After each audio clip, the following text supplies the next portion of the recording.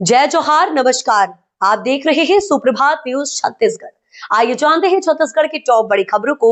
इससे पहले छत्तीसगढ़ के कौन से जिले से न्यूज को कहां से देख रहे हैं, कमेंट में जरूर बताएं, साथ ही लाइक जरूर करें।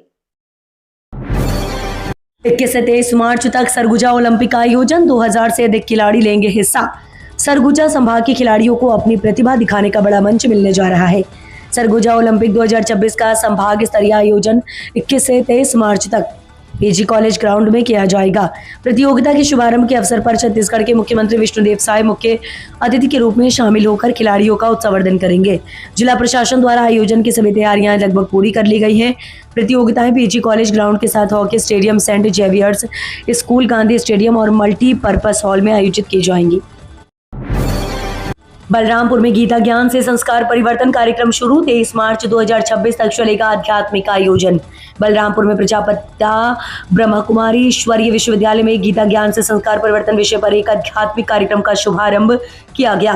दीप प्रज्वलन के साथ शुरू हुआ यह आयोजन 23 मार्च 2026 तक चलेगा। कार्यक्रम में वन मंडल अधिकारी आलोक कुमार वाजपेयी, पूर्व जिलाध्यक्ष गोपाल कृष्ण मिश्रा और भाजपा जिला महामंत्री भानु प्रताप दीक्षित पूर्व मुख्य अतिथि के रूप में उपस्थित रहे। छत्तीसगढ़ से गुजरने वाली 14 ट्रेनें कैंसिल, एमपी, महाराष्ट्र समेत 7 राज्यों के यात्री परेशान होंगे। छत्तीसगढ़ से लेकर होकर गुजरने वाली 14 ट्रेनें रद्द कर दी गई हैं। ये ट्रेनें 5 अप्रैल से 24 अप्रैल के बीच अलग अलग तारीखों में नहीं चलेंगी। इनमें 10 एक्सप्रेस और 4 पैसेंजर ट्रेनें शामिल हैं, जिनमें बिलासपुर और रायपुर से गुजरने वाली कई ट्रेनें शामिल है, जबकि कुछ ट्रेनें नागपुर मंडल की गोंदिया से होकर जाती हैं। इस वजह से महाराष्ट्र, पश्चिम बंगाल, ओडिशा, मध्य प्रदेश, दिल्ली समेत अन्य राज्यों के मध्य यात्रियों को परेशानी का सामना करना पड़ सकता है। दरअसल गोंदिया स्टेशन के प्लेटफॉर्म नंबर 3 पर मरम्मत और ट्रैक का काम किया जा रहा है। रेलवे ने बताया कि इस काम के चलते गोंदिया की अप मेन लाइन नंबर 5 करीब 20 दिनों तक बंद रहेगी। मात्र 1 रुपए में होगा मोतियाबिंद का ऑपरेशन, मिलेंगी वीआईपी सुविधाएं और निःशुल्क भोजन। मरीजों के लिए राहत भरी खबर सामने आई है। अब मोतियाबिंद से परेशान होने की जरूरत नहीं है। मोतियाबिंद परेशान लोगों को महंगे इलाज के लिए चिंता नहीं करनी पड़ेगी। महज 1 रुपए में मोतियाबिंद का ऑपरेशन किया जाएगा, जिसमें मरीजों को वीआईपी सुविधा के साथ निःशुल्क भोजन की व्यवस्था भी मिलेगी। इस पहल में खास तौर पर आर्थिक रूप से कमजोर वर्ग के लोगों को बड़ी राहत मिलने की उम्मीद है। वैशाली नगर विधानसभा क्षेत्र के विधायक राकेश सेन के चैत्र नवरात्र के शुभ अवसर पर क्षेत्र की जनता के लिए एक बड़ी सौगात की घोषणा की। छत्तीसगढ़ में ओबीसी कल्याण को नई रफ्तार, अलग संचालनालय बनेगा। शिक्षा और छात्रावास योजनाओं पर बड़ा फैसला। रायपुर में आयोजित राज्य पिछड़ा वर्ग सलाहकार परिषद की बैठक में प्रदेश में अन्य पिछड़ा वर्ग के विकास को लेकर कई अहम निर्णय लिए गए। बैठक की अध्यक्षता करते हुए मुख्यमंत्री विष्णुदेव साय ने पिछड़ा वर्ग के कल्याण को और प्रभावी बनाने के लिए अलग से संचालनालय गठन की दिशा में पहल करने की बात कही है। बैठक में ओबीसी पहल करने की बात कही गई है। बैठक में ओबीसी समाज के शैक्षणिक, सामाजिक और आर्थिक विकास से जुड़े विभिन्न मुद्दों पर विस्तार से चर्चा की गई है। मुख्यमंत्री ने कहा कि राज्य सरकार बड़ी संख्या में पिछड़ा वर्ग और अल्पसंख्यक समुदाय के लिए लोग निवास करते हैं, जिनके समग्र विकास के लिए सरकार प्रतिबद्ध है। जिन्होंने कहा कि इन वर्गों को मुख्यधारा से जोड़ने और उनकी चुनौतियों को दूर करने के लिए योजनाओं को और गति दी जाएगी। छत्तीसगढ़ में नगर एवं ग्राम निवेश विधेयक 2026 पारित, अवैध प्लॉटिंग पर रोक।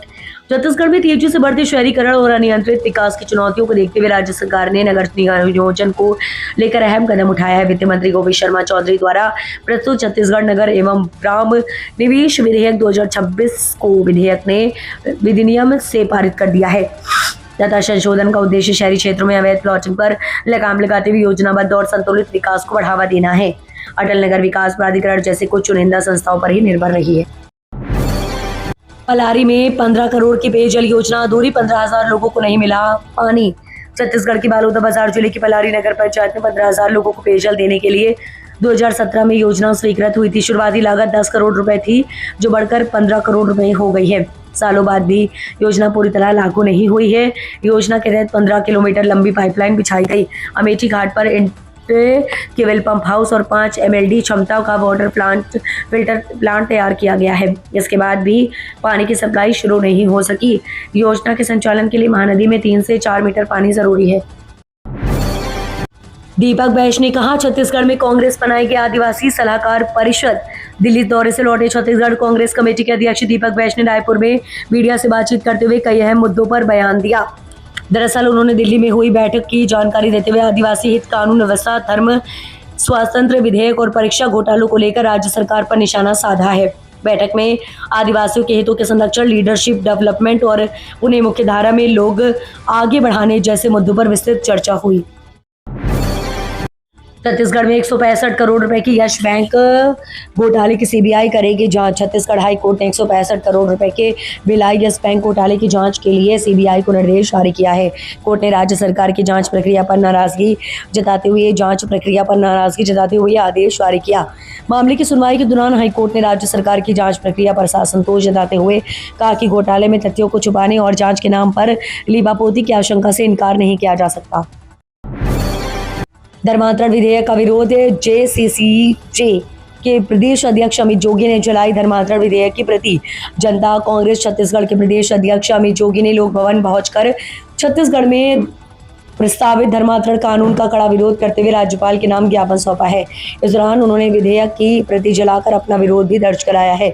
अमित जोगी ने इस विधेयक को लोगों की आस्था पर सीधा प्रहार करते हुए कहा कि ये कानून नागरिकों के मौलिक अधिकारों का हनन करता है। विधानसभा का सत्र पिछले 1 माह से चल रहा है। ऐसे में यदि सरकार को कानून लाना था तो शुरुआत में लाना चाहिए था, ताकि विधेयकों को उस पर अध्ययन और विस्तृत चर्चा का पर्याप्त समय पर मिल पाता। नक्सलवाद के खात्मे की उल्टी गिनती शुरू। 68 लाख के इनामी 17 माओवादियों ने किया सरेंडर। देश में नक्सलवाद के खात्मे को लेकर केंद्र सरकार की तय समय सीमा अब नजदीक आती जा रही है। केंद्रीय गृह मंत्री अमित शाह पहले ही 31 मार्च 2026 तक देश को नक्सल मुक्त बनाने के लक्ष्य घोषित कर चुके हैं। इस दिशा में सुरक्षा बलों की लगातार कार्रवाई और सरकार की पुनर्वास नीति का असर अब जमीनी स्तर पर साफ दिखाई देने लगा है। इस नक्सल विरोधी अभियान में एक महत्वपूर्ण बदलाव के संकेत के रूप में देखा जा रहा है। सदन में एसआईआर गड़बड़ी पर हंगामा। 19 लाख नाम काटने के आरोप पर विपक्ष ने लगाया स्थगन प्रस्ताव। छत्तीसगढ़ विधानसभा में आज विपक्ष ने एसआईआर में लाखों मतदाताओं के नाम फर्जी तरीके से काटने का आरोप लगाते हुए इस पर स्थगन प्रस्ताव लिया। सत्ता पक्ष की ओर से इसे सदन में चर्चा का विषय नहीं होने की बात कहते हुए अपनी आपत्ति जताई। इस पर विपक्ष ने सदन में हंगामा किया। अंत में आसंदी ने स्थगन को खारिज कर दिया। इससे नाराज होकर सभी कांग्रेस विधायकों ने सदन की कार्यवाही से वर्कआउट कर दिया। कोरबा पुलिस ने लोगों को दिलाई नशा मुक्ति की शपथ। कोरबा जिले में सजग कोरबा सतर्क कोरबा अभियान के तहत मानिकपुर पुलिस ने उमराव बस्ती में चौपाल लगाया। इस दौरान पुलिस ने लोगों को नशा मुक्ति और यातायात नियमों की अनदेखी से होने वाले दुष्परिणामों से अवगत कराया। पुलिस की समझाइश पर बस्ती वासियों ने नशा सेवन और अवैध कारोबारियों से दूर रहने का संकल्प लिया। साथ ही उच्च अधिकारियों से चौकी प्रभारियों को बेहतर पुलिसिंग के निर्देश मिले। जीईओ ने ब्रिलियंट स्कूल कोरबा को नोटिस जारी किया। सीबीएसई मान्यता दस्तावेज 2 दिन में पेश करने का निर्देश दिए। बिलासपुर में 5वीं और 6ठी के छात्रों को दोबारा परीक्षा लेने के लिए मजबूर करने के मामले में शुरू हुई जांच का दायरा अब कोरबा तक पहुंच गया है। ईडी जिला शिक्षा अधिकारी कोरबा ने ब्रिलियंट पब्लिक स्कूल की कोरबा शाखा को नोटिस जारी कर मान्यता संबंधी दस्तावेज प्रस्तुत करने का निर्देश दिया। ब्रिलियंट पब्लिक स्कूल कोरबा में पढ़ने वाले 5वीं और 6ठी के स्टूडेंट्स के पेरेंट्स ने कलेक्टर से शिकायत की थी। अब उन्हें छत्तीसगढ़ पाठ्यक्रम के अनुसार दोबारा परीक्षा देने का निर्देश दिया जा रहा है। छत्तीसगढ़ कैडर के आईएएस रवि मित्तल को पीएमओ में मिली बड़ी जिम्मेदारी। केंद्र सरकार ने छत्तीसगढ़ कैडर के 2016 बैच के आईएएस अधिकारी रवि मित्तल को प्रधानमंत्री कार्यालय में डिप्टी सेक्रेटरी पद पर नियुक्त किया है। ये नियुक्ति कैबिनेट की नियुक्ति समिति की मंजूरी के बाद की गई है। डीओपीटी के आदेश के मुताबिक आईएएस अधिकारी रवि मित्तल का प्रधानमंत्री कार्यालय में कार्यकाल पदभार ग्रहण करने की तारीख से अगले 4 साल होगा या अगले आदेश तक प्रभावी रहेगा। पीएमजीएसवाई पुलिया निर्माण में भ्रष्टाचार का खेल। विरोध करने पर ठेकेदार ने ग्रामीणों से किया भद्रता। जिला मुख्यालय से महज 4 किलोमीटर की दूर स्थित ग्राम गोरना में निर्माणाधीन पीएमजीएसवाई पुलिया को लेकर गंभीर अनियमितताओं और भ्रष्टाचार के गंभीर आरोप सामने आए हैं। ग्रामीणों का कहना है कि ठेकेदार द्वारा पुलिया का निर्माण बेहद घटिया गुणवत्ता के साथ किया जा रहा है। जब ग्रामीणों ने इसका विरोध किया तो ठेकेदार ने उनके साथ अभद्र व्यवहार किया, जिससे क्षेत्र में आक्रोश का माहौल है। ग्रामीणों ने प्रशासन से ठेकेदार और अन्य जिम्मेदार अधिकारियों के खिलाफ कड़ी कार्रवाई की मांग की। छत्तीसगढ़ में धर्म स्वतंत्र विधेयक 2026 विपक्ष की गैर मौजूदगी में हुआ पास। छत्तीसगढ़ में धर्म स्वतंत्र विधेयक 2026 को लेकर बड़ा अपडेट सामने आया है। राज्य सरकार ने इस विधेयक को विधानसभा में पेश करने के बाद इसे पारित कर दिया। इस कानून का मुख्य उद्देश्य प्रलोभन, धोखे या दबाव के जरिए किए जाने वाले धर्मांतरण पर रोक लगाना है। ये विधेयक पहले ही राज्य मंत्रिमंडल से मंजूरी पा चुका था और बजट सत्र के दौरान इसे विधानसभा में लाया गया। विधेयक को लेकर सदन में लंबी चर्चा हुई, लेकिन विपक्ष की गैर मौजूदगी के बीच इसे पारित कर दिया गया। सत्ता पक्ष ने इसे ऐतिहासिक और आवश्यक कानून बताया, जबकि विपक्ष पहले से ही ऐसे कानूनों को लेकर सवाल उठाता रहा। विदेश से एमबीबीएस करने वालों के लिए जरूरी खबर, अधूरा मानी जाएगी ऑनलाइन मेडिकल डिग्री।